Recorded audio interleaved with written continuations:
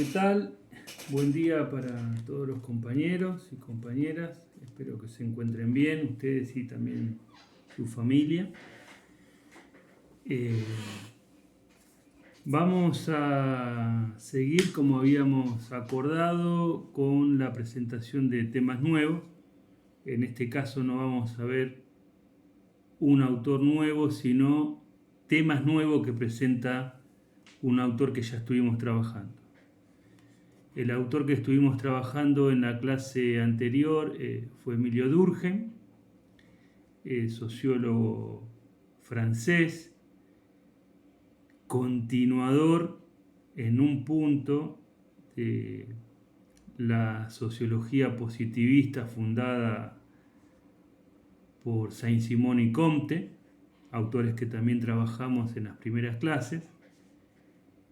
Y Emilio Durkheim, como estuvimos discutiendo, sienta las bases, digamos, sólidas para la conformación de la sociología como una disciplina científica, como una disciplina académica. Y también habíamos discutido que Durkheim, por supuesto, es positivista, y planteamos que la sociología positivista tenía una serie de características que consisten en lo siguiente. Se puede conocer la realidad social, es decir, existe una realidad fuera del sujeto que se puede conocer. Esa realidad se puede conocer a condición de aplicar un método, ¿sí?, de producción de conocimiento que los positivistas plantean que debe imitar este método de investigación al método que utilizan las ciencias naturales, ¿no? Entonces, hay una realidad objetiva fuera del sujeto que se puede conocer. Se tiene que aplicar un método de investigación que en general es similar al método que se aplica en el campo de las ciencias naturales. Para conocer esa realidad es necesario investigar y descubrir las leyes sociales que me expliquen las regularidades en el mundo social, como ya habíamos explicado antes con la ley de oferta y demanda. Y esa producción de conocimiento debe poder contrastarse, es decir, el conocimiento que produce el científico debe pasar la prueba de los hechos verificables y medibles, de la contrastación. Entonces, si yo, por ejemplo, afirmo que en un mercado los precios suben cuando la demanda es superior a la oferta, cualquier científico social podría o debería verificar que esa ley que yo postulo se cumple en todos los mercados, en donde las cantidades de Coca-Cola, la cantidad de demanda de Coca-Cola aumenta en verano y como aumenta más la demanda que la oferta, los precios suben, ¿sí? Bien, entonces estos grandes rasgos será el planteo que hacen los positivistas. Recuerden que la sociología positivista o el positivismo es una de las corrientes que existen en el campo de la ciencia social, no es la única, ¿sí? En el campo de la ciencia social hay varias corrientes teóricas que compiten entre sí, conviven a la hora de poder explicar el mundo social, ¿sí? El positivismo es una. Bien,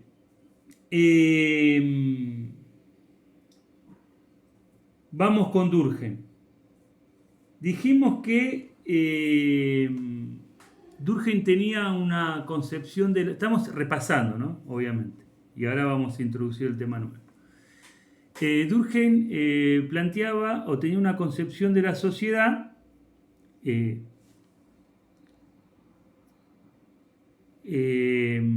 entre comillas biologicista, ¿no? Entonces, ¿qué decía Durkheim? Miren, la sociedad funciona como un organismo vivo, igual que en la biología. Los organismos vivos nacen, se desarrollan y en algún momento mueren, lo cual introduce algo novedoso para la época. Durkheim, aunque no lo marca muy a fuego en su obra, sí está la idea de que las formaciones sociales son transitorias, no son eternas.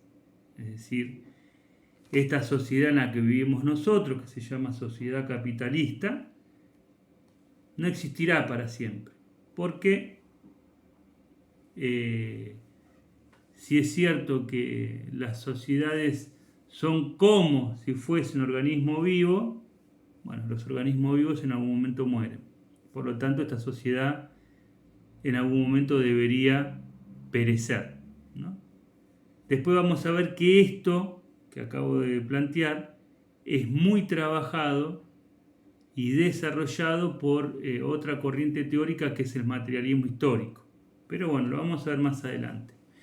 Bien, entonces las sociedades son transitorias, las formaciones sociales son transitorias porque no son eternas. Perfecto. Entonces, si las sociedades funcionan como un organismo social, la sociedad está compuesta por diversos órganos y cada órgano cumple una determinada función. Y la consecuencia del funcionamiento de un órgano es causa necesaria para el funcionamiento de otro órgano. Y por lo tanto, el organismo no colapsa a condición de que cada una de las partes cumpla su determinada función y por lo tanto permitan la reproducción de la vida de ese organismo social. Entonces Durkheim tiene evidentemente una concepción interesante de qué es la sociedad, porque plantea que la sociedad no es la simple sumatoria de individuos, sino que la sociedad es una realidad objetiva diferente de la sumatoria de cada uno de los individuos que componen la sociedad. Esto ya lo explicamos en su momento, planteando que el televisor que miro yo a la noche, cuando miro algún canal, lo prendo, funciona, bárbaro. Yo al otro día lo voy a desarmar al televisor en 3.500 partes. Entonces llamo a Durkheim y le digo, mirá, acá tenés el televisor. Y Durkheim me va a decir, no, esas son 3.500 partes de un televisor. El televisor es algo diferente de la sumatoria de cada una de esas partes. Tiene una realidad propia, que no es lo mismo que la sumatoria de cada una de las partes. Bien, con el sistema social pasa lo mismo. Durkheim dice, la sociedad no es la sumatoria de Julio, de Juan, de Esteban, de este, de aquel, que conforman la sociedad argentina. No, la sociedad argentina es una realidad colectiva, independiente de cada uno de los sujetos que componen esa sociedad y por lo tanto con una dinámica propia, ¿no? Entonces acá está la idea de que lo colectivo, lo social, predomina sobre lo individual y por lo tanto el individuo no crea a la sociedad, sino que Durkheim sería más partidario de la idea de que es la sociedad, lo colectivo, lo que conforma, crea sujetos sociales que a su vez reproducen ese sistema social colectivo. Entonces tenemos la dicotomía colectivo no colectivo de que me tomo el TUM, ¿no? Sino colectivo,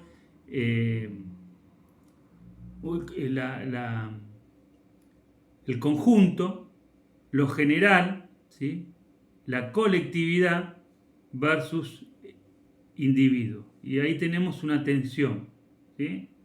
El individuo que es parte de lo colectivo, pero a su vez lo colectivo es algo diferente del individuo, y en esa relación, para Durkheim, lo que predomina es lo colectivo por sobre lo individual. Y acá podemos sacar una conclusión interesante, que por ahí muchas veces nosotros pensamos que somos libres, que hacemos lo que queremos, que a mí no me manda nadie, y que no sé qué, y no sé cuánto. Y Durkheim dice, de ninguna manera, muchachos, no somos libres. No somos libres. Por ejemplo, nosotros no elegimos el idioma que estamos utilizando en este momento para comunicarnos. Bien, y ahí viene el concepto de los hechos sociales. Que los hechos sociales son todas formas de hacer, todas formas de sentir y todas formas de pensar que son exteriores al individuo, independientes de su voluntad y coercitivas, que se le imponen. Ejemplo, el idioma. Yo nací en este territorio que se llama República Argentina, y en este territorio que se llama República Argentina, desde mi primera socialización en la unidad familiar, en la familia, luego en otras instituciones como el colegio, la iglesia, etc., fui adquiriendo una serie de prácticas, de hábitos, de costumbres, que luego fui reproduciendo en el tiempo. Como por ejemplo hablar castellano. ¿Se entiende? Entonces ahí formas de hacer. Bueno, ¿de qué forma nos comunicamos? Ahí nos comunicamos por medio del idioma castellano. Bueno, eso es una forma de hacer, es un hecho social que la sociedad impuso al individuo. Nacimos, primer día de vida social, segundo día de vida social, primer mes, primer año, segundo año, tercer año, 5 años, incorporé el idioma castellano. Me fueron socializando en la familia, la iglesia, el club, las instituciones educativas, etc. La fábrica, por supuesto, también, en el caso de las personas que ya ingresan al mercado de trabajo. Bueno, entonces ahora vamos a tomar a Durkheim vamos a volver a Durkheim sobre la base del concepto de un concepto que se llama solidaridad mecánica y solidaridad orgánica, o la conciencia colectiva, como recién estuvimos charlando, versus la conciencia individual. Recuerden que la sociedad no es la simple sumatoria de los individuos, las conciencias colectivas, sino que es las conciencias individuales, sino que la sociedad es una conciencia colectiva diferente de las sumatorias de cada una de las conciencias individuales o de la sumatoria de cada uno de los individuos que componen la sociedad. Entonces, en esta idea de conciencia colectiva versus conciencia individual, vuelve a aparecer una idea que a mí me interesa mucho, que tiene que ver con los diferentes tipos de sistemas sociales. Recuerden que Comte, el discípulo de Saint-Simon, francés también, antecesor de Durkheim, en esta idea de formar la ciencia de la sociedad, Comte había planteado una teoría muy interesante que era la teoría de los 3 estadios, ¿no? Entonces decía Comte que todas las sociedades humanas, todas, pasan por 3 fases. El estadio teológico, el estadio metafísico y el estadio científico positivo, ¿no? Miren, positivismo.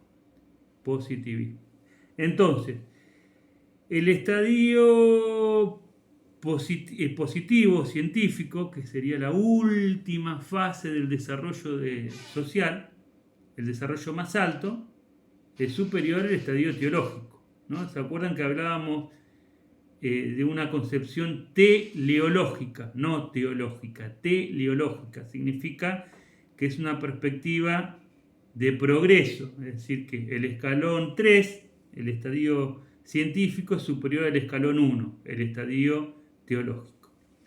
Entonces, si todas las sociedades pasan por diferentes fases de desarrollo, esto quiere decir que hay modificaciones en el desarrollo de las sociedades. Y Durkheim plantea de alguna manera o retoma de alguna manera esta idea de la teoría de los tres estadios, aunque no se refiere a ellas específicamente, porque dicen, miren, hay sociedades tradicionales y sociedades modernas. ¿Sí? Digamos como que simplifica la teoría de los tres estadios. En vez de haber tres fases, Durkheim dice, mira, hay sociedades tradicionales, primitivas y sociedades modernas. En las sociedades primitivas, ¿no?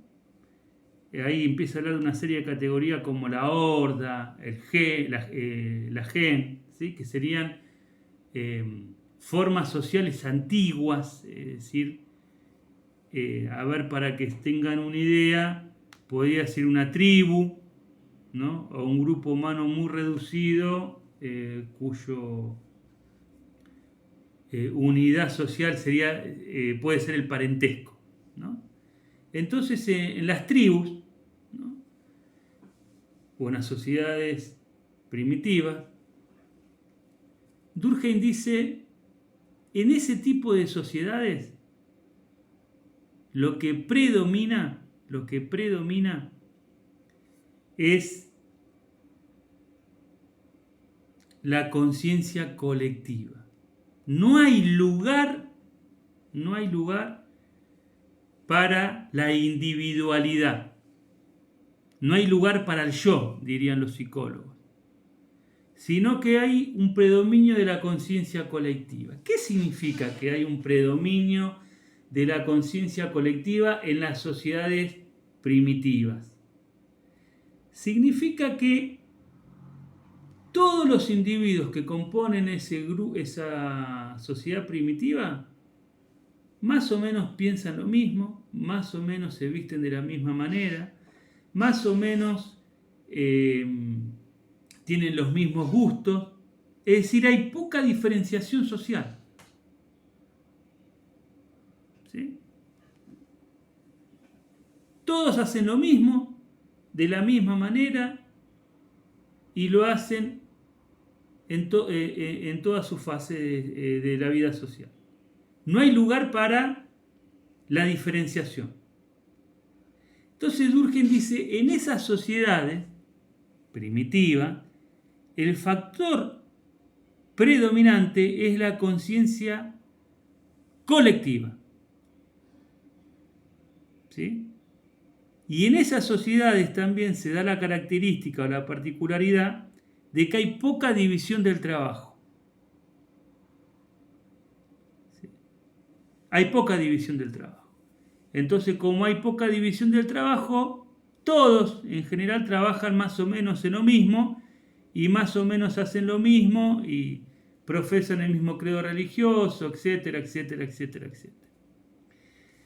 Entonces dice, a medida que avanza el desarrollo social y las sociedades primitivas o tradicionales pasan a ser sociedades modernas, como la sociedad capitalista actual, en este tipo de sociedades modernas, lo que antes no tenía un desarrollo, la división del trabajo, hoy tiene un gran desarrollo, la división del trabajo. Entonces hoy, por ejemplo, ya no hay más un relojero. No, ahora hay una industria del reloj en donde cada persona en una fábrica hace una determinada tarea para producir el reloj. ¿Sí? Entonces ya no hay más un relojero. No sé, ahora hay un trabajador que hace una pieza de un reloj, hay otro trabajador que hace una pieza de otro reloj. Entonces la división del trabajo se desarrolla en las sociedades modernas. Entonces, si se desarrolla la división del trabajo en las sociedades modernas, eso quiere decir que aumenta el grado de diferenciación entre lo que hace uno y lo que hace el otro. Y, por ejemplo, el trabajador del campo no tiene las mismas prácticas, las mismas costumbres, no se viste de la misma manera, no habla de la misma forma, no practica los mismos deportes, no ve los mismos programas, no escucha la misma música. Todo eso no es lo mismo que un trabajador industrial. ¿Sí? Los trabajadores del campo, por ejemplo, tienen una forma de divertirse y los trabajadores de la ciudad otra.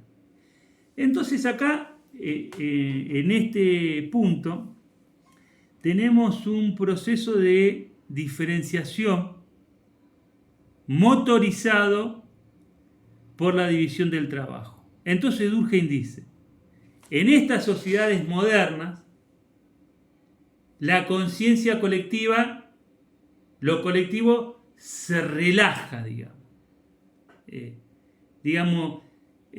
se distiende un poco o bastante, a diferencia de las sociedades tradicionales en donde lo colectivo es sólido y es el molde que moldea a los sujetos sociales. En las sociedades modernas, el molde empieza ya a no producir sujetos tan idénticos unos con otros y por lo tanto da lugar a un proceso de diferenciación social. Y si ese proceso de diferenciación social se desarrolla, aparecen con más fuerza la conciencia individual.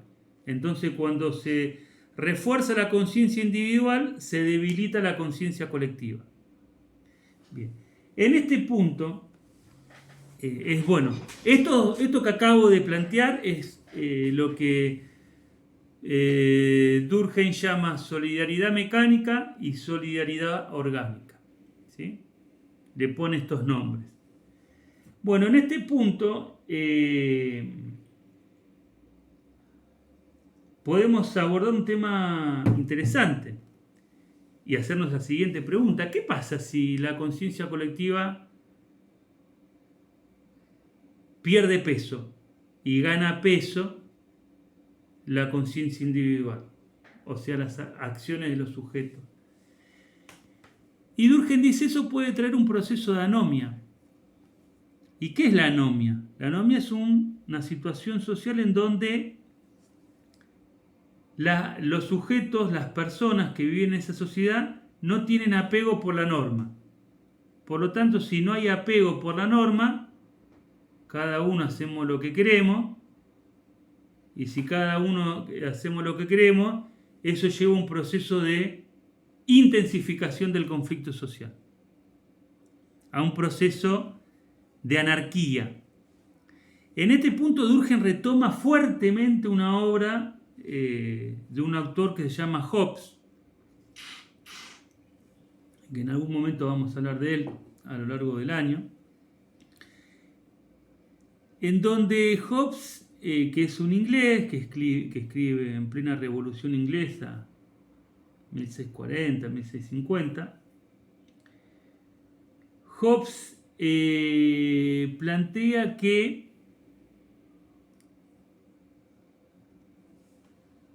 si cada individuo persigue sus propios intereses y cada individuo lucha por conseguir lo que quiere, eso puede llevar que ese individuo choque con otro y ese otro con otro y otro con otro, y hay un proceso de guerra civil, de conflicto de todos contra todos. Para Durkheim eso se puede dar no porque cada uno persiga sus propios intereses, como plantea Hobbes, que arranca ya desde una concepción diametralmente opuesta a la de Durkheim. Ya Hobbes es un individualista metodológico, Durkheim no. Durkheim dice, bueno, puede haber un proceso de guerra de todos contra todos, sí, sí, hay anomia. Y si hay anomia, hay crisis social. Y si hay crisis social, cada una de las partes del sistema social no cumple su función, por lo tanto puede colapsar el sistema, ¿no? Acá tengo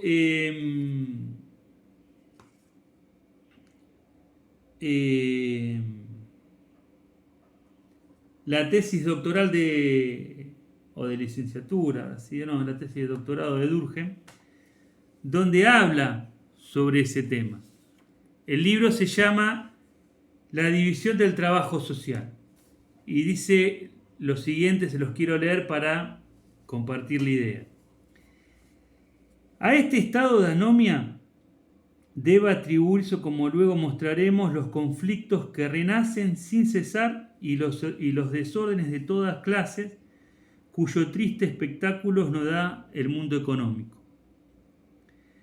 Pues como nadie contiene a las fuerzas en presencia y no se le asignan límites que estén obligados a respetar, tienden a desenvolverse sin limitación y vienen a chocar unas con otras para rechazarse y reducirse mutuamente.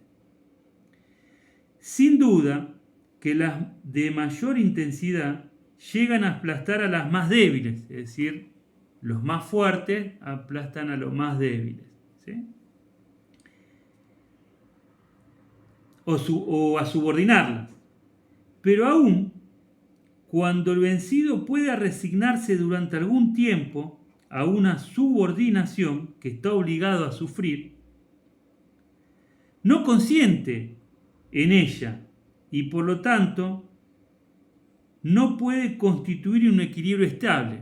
¿Qué nos está diciendo? Que en esta lucha de todos contra todos, donde gana el más fuerte, el más débil, digamos que está siendo aplastado su cabeza por la bota del más fuerte, el más débil no abandona el campo de la lucha, sino que momentáneamente en las condiciones de debilidad en la cual está, no sigue luchando, pero en cuanto pueda, seguirá la lucha. Por lo tanto, dice en esta situación, el equilibrio es inestable. ¿Se entiende?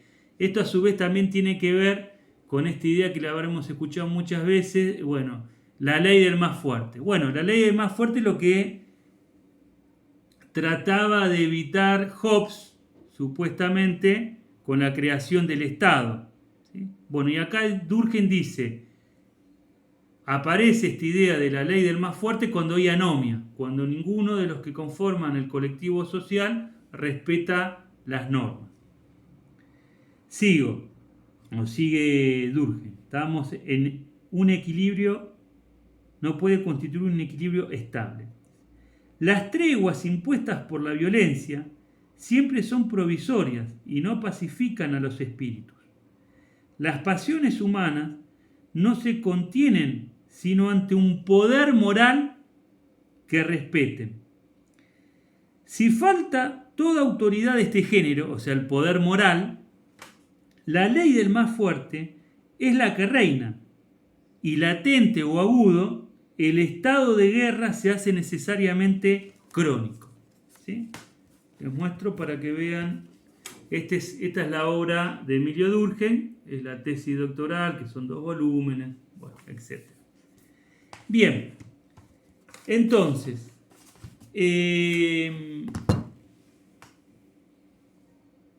si hay anomia,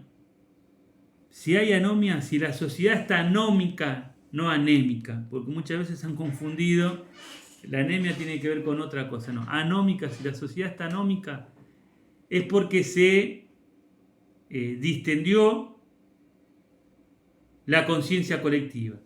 Y la conciencia colectiva, ¿qué es lo que produce? Lo que decía Durkheim ahí, una moral.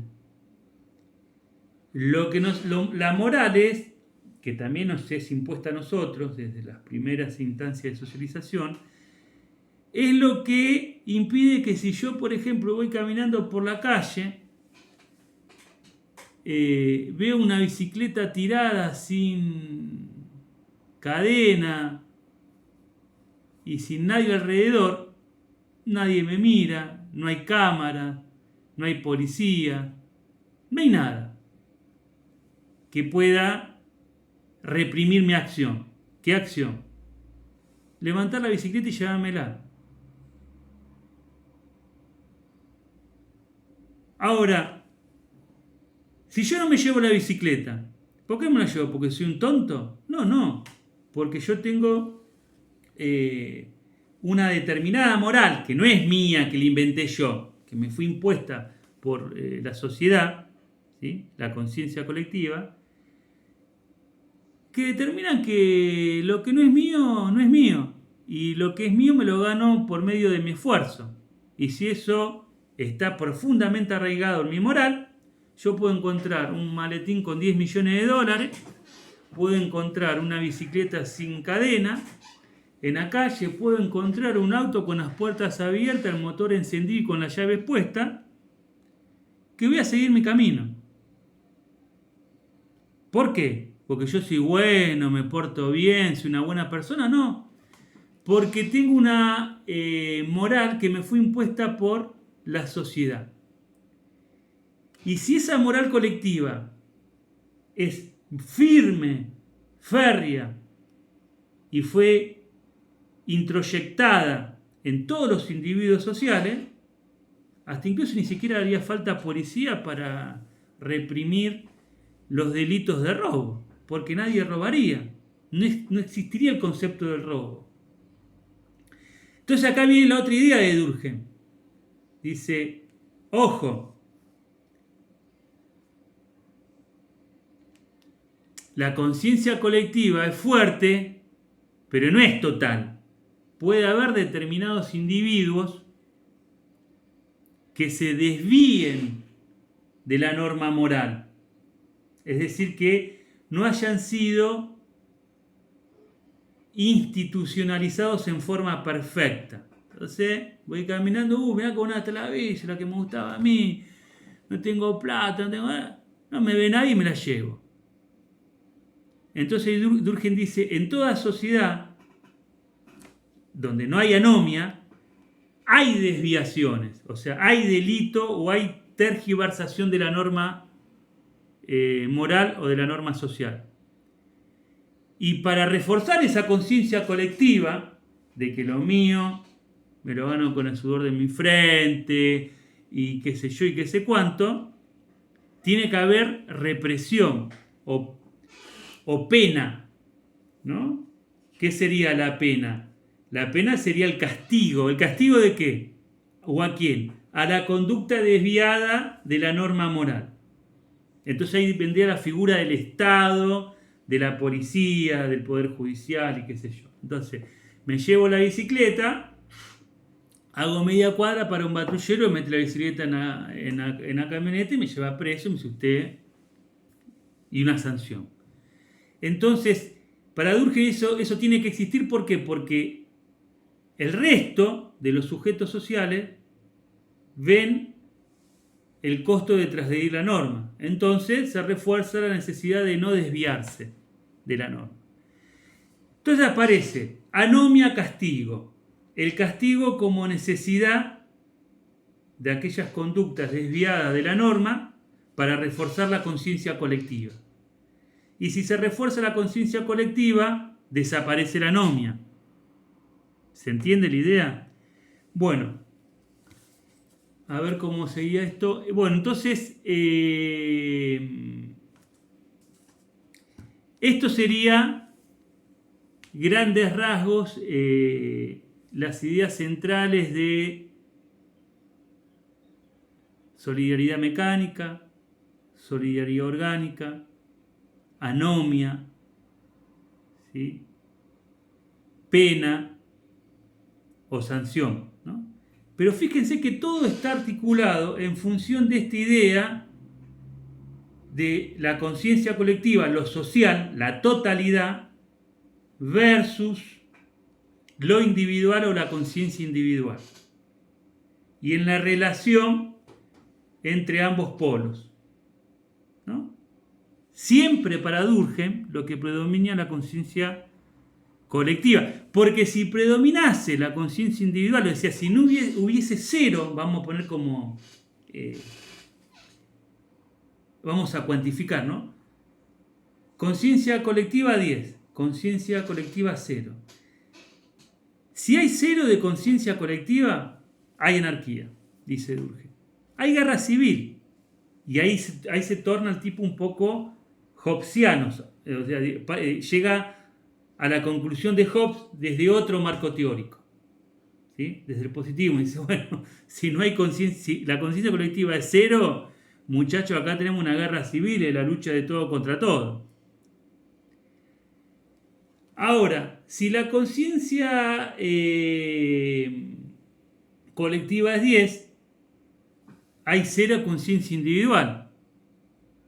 Todos escuchamos la misma música, todos escuchamos, comemos lo mismo, todos nos vestimos igual, todos nos cortamos el cabello de la misma forma, todos nos divertimos de la misma forma, etcétera, etcétera, etcétera.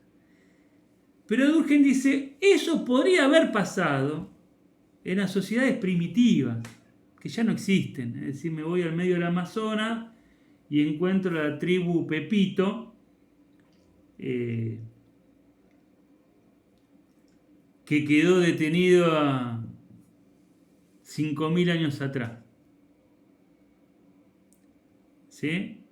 Donde no conocen la agricultura, no conocen industria, es decir, viven apropiándose de los recursos que le provee la naturaleza. Bueno. Entonces dice Durkheim, bueno, ahí puede ser que haya conciencia, podría ser, ¿no? Que haya conciencia colectiva 10. Entonces nosotros observamos, y esto lo hacen generalmente los antropólogos, hacen estudios de casos, bueno, lo puede hacer cualquier cientista social, ¿no? Pero en general todo el mundo cree que lo hacen los antropólogos, entonces hacen observación y describe cómo funciona el sistema social, cómo se distribuye el poder, etcétera, etcétera, etcétera.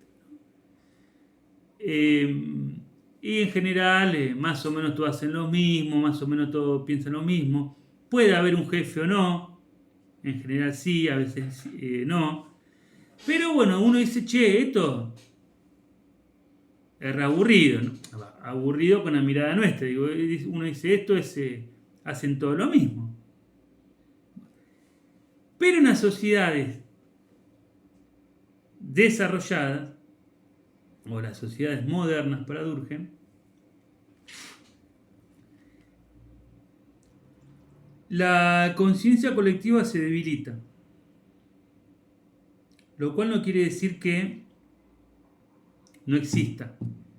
Se debilita. Se debilita. Y se debilita la conciencia colectiva y se refuerza un poco la conciencia individual. Y para Durkheim esto puede llevar a procesos anómicos, es decir, o anomia social en determinado momento. Para lo cual él propone formar grupos profesionales o corporaciones, específicamente así la llama él, con el objetivo de que cada corporación aglutine a los individuos, ¿sí?, que giran en la órbita de determinada actividad económica. Entonces los metalúrgicos con los metalúrgicos, los de la UOCRA con los obreros metalúrgicos, ¿no?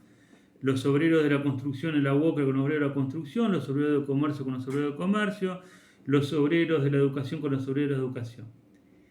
Como no todos tienen las mismas prácticas, los mismos gustos y qué sé yo, dice Durkheim, la creación de la corporación va a lograr aglutinar a esa fracción de individuos que va surgiendo a lo largo del desarrollo del capitalismo por el proceso de la división del trabajo.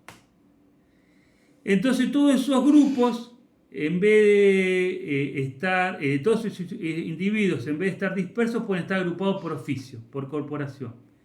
Y a su vez todo eso se puede articular en la cooperación de las diversas corporaciones. Entonces, de esa forma, Durkheim dice, evitamos un debilitamiento de la conciencia colectiva y rechaza la idea, en la tesis doctoral que leí un párrafo, ¿no? Bueno, en la tesis doctoral que él escribe, rechaza la idea de que la división del trabajo o el avance de la división del trabajo sea la que provoque el proceso de anomia. Dice que esto no es así y que la división del trabajo, si se coordina adecuadamente por medio de las corporaciones, no generaría anomia y no habría ningún problema entre mantener una conciencia colectiva lo suficientemente fuerte en una sociedad con gran división del trabajo que genera la división del trabajo, cierto proceso de individualización. ¿Sí? Bueno, esto, grandes rasgos, lo que tenía para contarles hoy. Por ahí termino con 2-3 ideas, o hago un resumen ahora y después les copio o les mando por WhatsApp o en PDF una guía de trabajo, ¿sí? Con la cual por supuesto van a tener que trabajar con el manual, ¿no? Acuérdense que hay un manual que está en PDF, que está en todos los grupos de WhatsApp, y por lo tanto ustedes tienen que tomar como material de lectura base ese manual. Además de que puedes preguntar, por supuesto, en el grupo de WhatsApp las dudas que tengan, ¿no? Y probablemente les copie o les suba alguna que otra captura de alguna obra de Durkheim para complementar. Entonces, van a tener que trabajar con el manual. Creo que es de la página 23 a la 27, si no me equivoco. Bueno, ahí van a encontrar, dice Emilio Durkheim, es el autor que estamos trabajando. Y luego les voy a subir algunas capturas de obras de Durkheim para complementar la lectura del manual. Y más tarde les subo la guía de preguntas. Bueno, vamos resumiendo. Para terminar. Vimos positivismo. ¿En qué consiste el método positivista de producción de conocimiento? Vimos la relación entre la sociedad y el individuo, o entre la conciencia colectiva y la conciencia individual. También trabajamos, en base a esto, la concepción que tiene Durkheim acerca de la sociedad. Y en este punto usamos una obra de él que se llama Las reglas del método sociológico, ¿sí? Reglas del método sociológico, es decir, que para conocer lo social hay que aplicar una regla, un método, que tiene que ver con el positivismo, básicamente. Luego vimos el concepto de hechos sociales. ¿Qué son los hechos sociales? ¿Qué características tienen? Y ahora terminamos con el concepto de conciencia colectiva y conciencia individual y el concepto de anomia. Así que eso es todo lo que hemos trabajado de Emilio Durkheim. ¿Sí? Bueno, corto acá, les mando un saludo para todos, nos comunicamos por medio del WhatsApp, veremos qué pasa la semana que viene, si seguimos trabajando en forma virtual o no. Espero que sea en forma virtual para preservar la salud de todos nosotros y evitar la propagación del COVID. Y si seguimos trabajando en forma virtual, seguramente la semana que viene vamos a armar una clase por Zoom, ¿sí? Para dar lugar a que haya un encuentro en tiempo real y poder evacuar todas las dudas que hayan surgido a lo largo de la presentación de los diversos temas que hicimos. Bueno, un abrazo para todos y nos estamos viendo. Chau, chau.